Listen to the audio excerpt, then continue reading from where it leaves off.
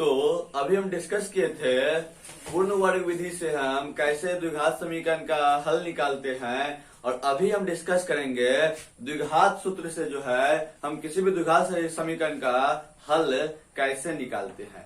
तो हम जानते हैं द्विघात समीकरण का व्यापक रूप ax² plus bx plus c equal to 0 होता है। क्या होता है द्विघात समीकरण का व्यापक रूप?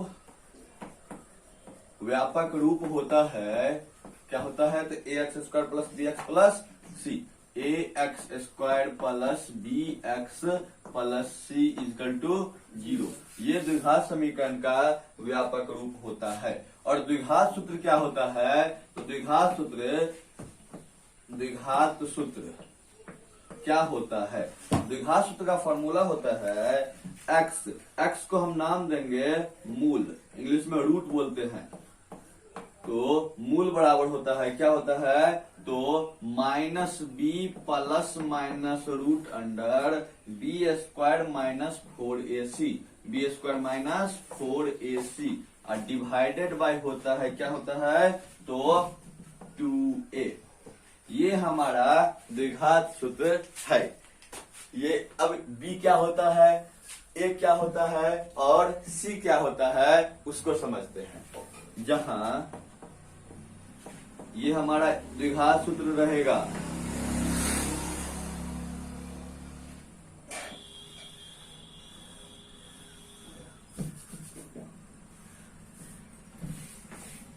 तो ये द्विघात सूत्र है जहां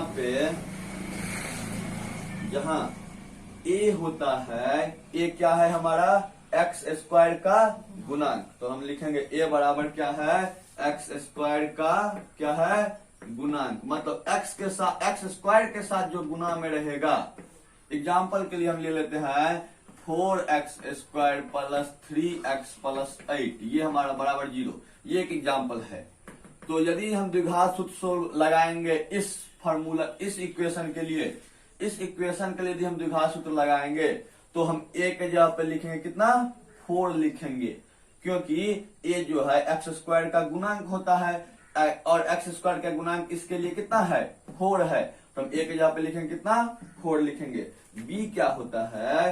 तो b है हमारा x का गुणांक, b है हमारा x का गुणांक, b है x का गुणांक।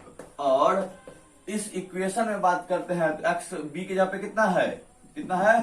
3, तो लिख देंगे हम 3। और इस इक्वेशन के लिए जो है a का वैल्यू कितना है?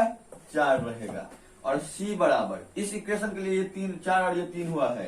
c क्या है हमारा? ये अचर पद, ये c जो है अचर पद ना, तो लिखेंगे c जो है अचर पद।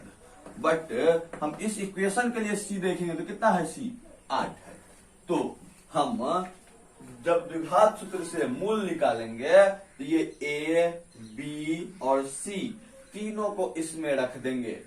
b के जगह पे b को रख देंगे, a के जगह पे हम a को रख देंगे, c के जगह पे हम c को रख देंगे, और a के जगह पे फिर से हम a को रख देंगे।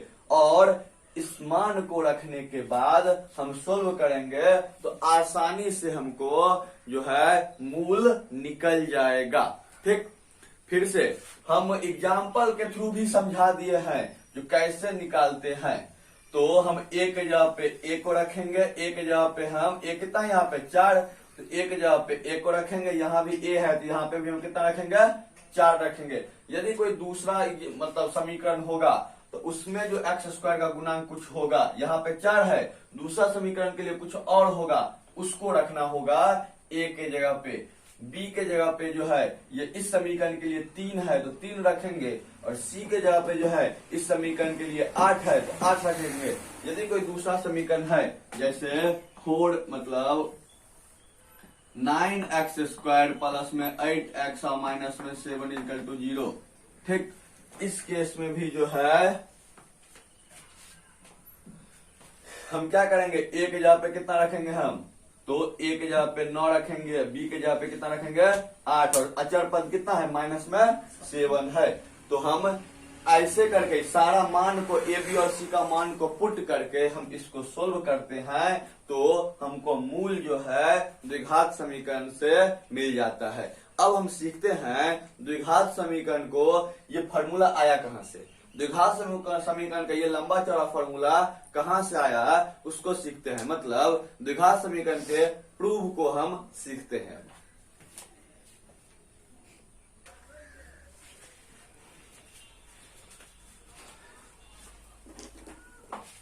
तो हम देखते हैं द्विघात समीकरण को, ये फॉर्मूला जो था द्विघात समीकरण का वो कहां से लाया गया उसको हम सीखते हैं। तो हमारा द्विघात समीकरण का व्यापक रूप था क्या, व्यापक रूप क्या था, ax² plus bx plus c equal to कितना 0। ये था ना व्यापक रूप। अब हम इस पे क्या करेंगे, पूर्ण वर्ग विधि लगा करके हम द्विघात सूत्र का फॉर्मूला ले आएंगे। इस पे हम पूर्ण वर्ग विधि लगाते हैं। तो हम पूर्ण वर्ग विधि में x² का जो गुणांक है उसको पूर्ण वर्ग करना रहता है। तो यहाँ पे गुणांक कितना है, a है। तो हम करते क्या है, सबको a से डिवाइड कर देते हैं। तो x² का गुणांक क्या हो जाएगा, 1 हो जाएगा, जो कि पूर्ण वर्ग है। तो हम करते हैं क्या, a से दोनों ओर भाग देने पर, तो a से हम दोनों ओर क्या कर देते हैं, भाग दे देते हैं। तो हमको क्या मिलेगा, x² divided by a plus bx divided by a plus c divided by a equal to कितना हो जाएगा, इधर तो 0 ही हो जाएगा, a से a कैंसिल हो गया। तो क्या मिल गया हमको, x² plus bx divided by a plus c divided by a equal to कितना हो जाएगा, ये हमारा 0 हो जाएगा। ठीक, अब इस पे हम क्या करते हैं, a प्लस बी का होल स्क्वायर या a माइनस बी का होल स्क्वायर के रूप में इसको अरेंज करेंगे। तो कैसे करेंगे हम इसको, तो x² और a² यहाँ पे हो गया, एक यहाँ पे कितना है x का स्क्वायर, और प्लस होता है, प्लस है तो यहाँ पे प्लस है तो प्लस लिखेंगे, और होता है 2ab, एक यहाँ पे कितना है x, और b की जगह पे ऐसा संख्या लिखेंगे जो सोल्व करने पर bx डिवाइडेड बाई a आ जाए। फिर से b की जगह पे ऐसा संख्या लिखेंगे जो सोल्व करने पर bx डिवाइडेड बाई a आ जाए। तो हम इसको लिखते हैं b डिवाइडेड बाई 2, 2 से 2 कैंसिल हो गया। तो क्या मिल जाएगा, bx डिवाइडेड बाई a हो जाएगा, bx डिवाइडेड बाई a, 2 से 2 कैंसिल, तो b को x से मल्टीप्लाई करेंगे bx, और डिवाइडेड बाई कितना हो जाएगा a।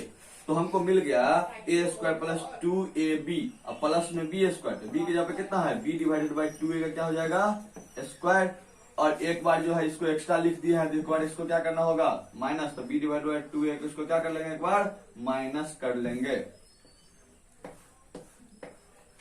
और प्लस में क्या है हमारा c divided by a equal to कितना हो जाएगा 0। ठीक, अब हम क्या करते हैं, इतना के लिए फॉर्मूला, इतना के लिए क्या हो जाएगा formula, x plus b divided by 2a का क्या हो जाएगा स्क्वायर, और इक्वल टू, इन दोनों को पकड़ के उधर लेके चले जाते हैं। तो क्या हो जाएगा, इसको b का या एक बार लिख लेते हैं, माइनस में b का स्क्वायर करेंगे तो b² और डिवाइडेड बाय कितना हो जाएगा 2 2 जा 4a², और प्लस में हो जाएगा c डिवाइडेड बाय कितना a इक्वल टू कितना हो जाएगा 0।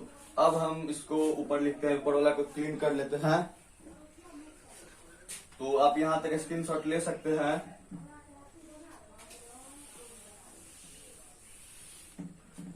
तो क्या है हमारा, तो x plus b divided by 2a का होल स्क्वायर इजिकल टू क्या हो जाएगा, इसको उधर लेके जाएंगे तो b² डिवाइडेड बाय 4a², और प्लस में c माइनस हो जाएगा, उधर ले जाएंगे तो क्या हो जाएगा माइनस में c डिवाइडेड बाय a। अब x plus b divided by 2a का होल स्क्वायर बराबर एलसीएम कर लेते हैं, तो 4a², यहाँ पे हो जाएगा b² माइनस में a² से a² एक कैंसिल हो जाएगा, एक a² a से एक a² कैंसिल, तो बचेगा 4a, 4a को c से मल्टीप्लाई करेंगे तो क्या हो जाएगा 4a c। ठीक, नीचे वाला को भी हम क्लीन करते हैं। तो क्या हो जाएगा x plus b divided by 2a का होल स्क्वायर इक्वल टू क्या हो जाएगा ये b स्क्वायर और माइनस में 4ac डिवाइडेड बाई क्या हो जाएगा 4a स्क्वायर। यदि ये स्क्वायर को इधर लेके चले जाए तो क्या लिखेंगे प्लस माइनस में रूट में क्या हो जाएगा b square minus 4ac divided by 4a square. तो x plus b divided by 2a बराबर plus minus root under b square minus 4ac और 4a स्क्वायर का जो वर्गमूल हो जाएगा वो कितना हो जाएगा 2a हो जाएगा। कितना हो जाएगा 2a। 4 का हो जाएगा वर्गमूल 2, a स्क्वायर का जो है 2 में से क्या निकल जाएगा 1 तो क्या हो जाएगा 2a। अब इसको भी हम उधर लेके चले जाते हैं तो हमको x का वैल्यू जो है मिल जाएगा, x का वैल्यू मिल जाएगा। x को हम बोलते हैं मूल, जो कि मिल जाएगा माइनस बी डिवाइडेड बाई, उधर जाएगा प्लस में, उधर जाएगा तो माइनस में, minus B divided by 2a और प्लस माइनस क्या हो जाएगा root under B square minus 4ac divided by कितना हो जाएगा 2a। इसको हम एक बार और बढ़ाते हैं आगे, x जिसको हम मूल बोलते हैं बराबर एलसीएम कर लेंगे। इसका क्या कर लेंगे एलसीएम, 2a ये हो जाएगा minus B plus minus root under B square minus 4ac। ठीक, तो ये हमारा जो है सुंदर सा द्विघात सूत्र बन के तैयार हो गया है। तो इसी को तो हम नाम देते हैं द्विघात सूत्र, minus B plus minus root under B square minus 4ac divided by 2a। ये क्या कहलाता है द्विघात सूत्र। तो इसी को हम यूज करते हैं द्विघात समीकरण के क्वेश्चन को सोल्व करने में। तो आगे हम देखते हैं जो द्विघात सूत्र के हेल्प से हम कैसे क्वेश्चन को सोल्व करते हैं।